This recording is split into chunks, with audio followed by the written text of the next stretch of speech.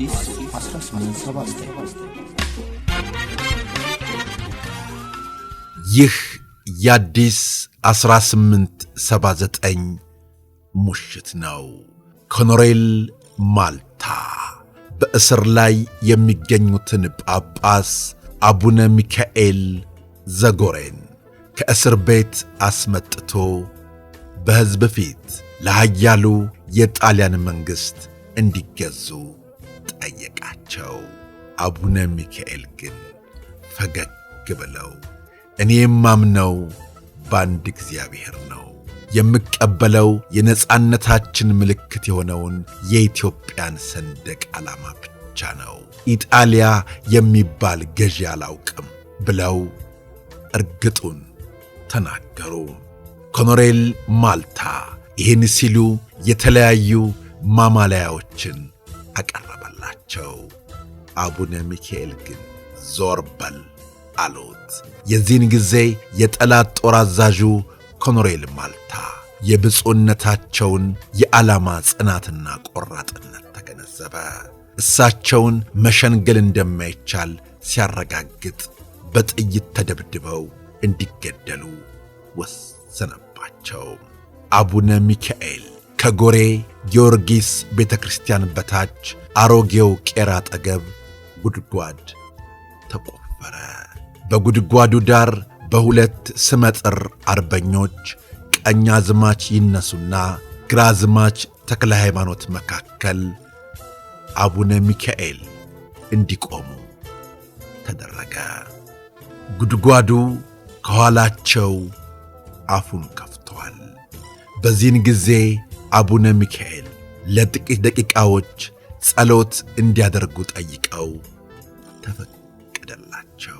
ተሰብስቦ የእርሳቸውን መጨረሻ ለሚመለከተው ሕዝብ ኢትዮጵያን ጠብቋት፣ ዳር ድንበሯ እንዳይደፈር ተግታችሁ ስሩ ብለው ባረኳቸው።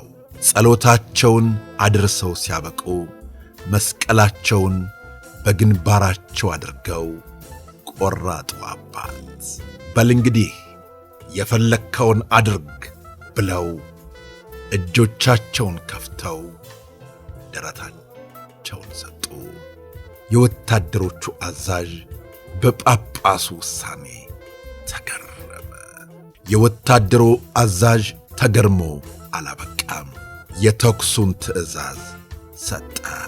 በቅድሚያ ከነ አቡነ ሚካኤል ፊት ለፊት በተርታ ተሰልፈው ተደርድረው በመንፈሳዊው አባትና በአርበኞች ላይ ጠመንጃቸውን ያነጣጠሩት የጠላት ወታደሮች በእሩምታ ተኮሱ።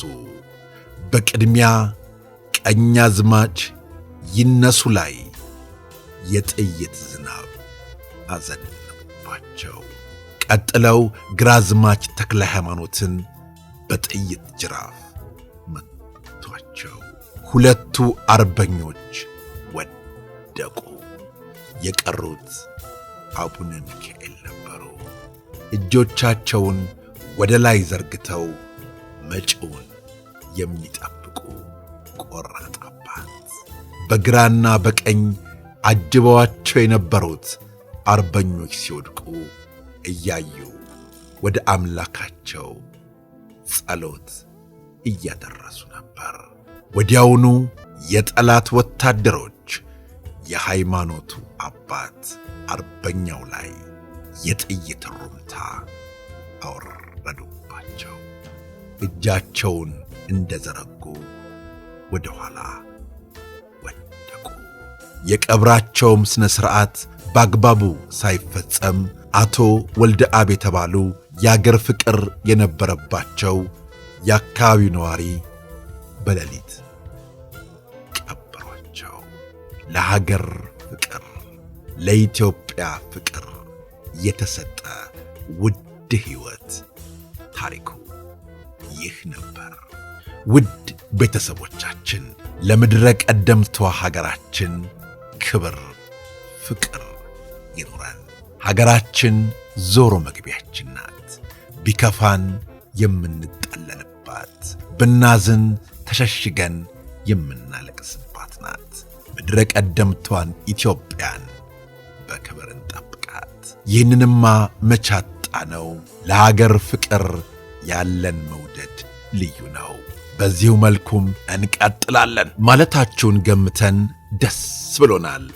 አዎ ኢትዮጵያ ምድረ ቀደምቷ ትናንትም ነበረች፣ ዛሬም አለች፣ ወደፊትም ትቀጥላለች። አዎ በሕይወታችን ያልተመቹን ብዙ ነገሮች አሉ። ሀገርን ግን ልንቀየም አይገባም። ግለሰቦች የሚያመጡት ችግር ወደፊት ይቃለላል። ለሀገር ግን ክብር መስጠት ያስከብራል። ቤተሰቦቻችን አሁንም የተለያዩ ታሪኮችን ማቅረባችን እንቀጥላለን። ስለ አብሮነታችሁ፣ ስለ ወዳጅነታችሁ ከልብ እናመሰግናለን። በቀጣይ እንዲሁ እንዳማረብን ተመልሰን እንመጣለን። እናመሰግናለን። አዲስ 1879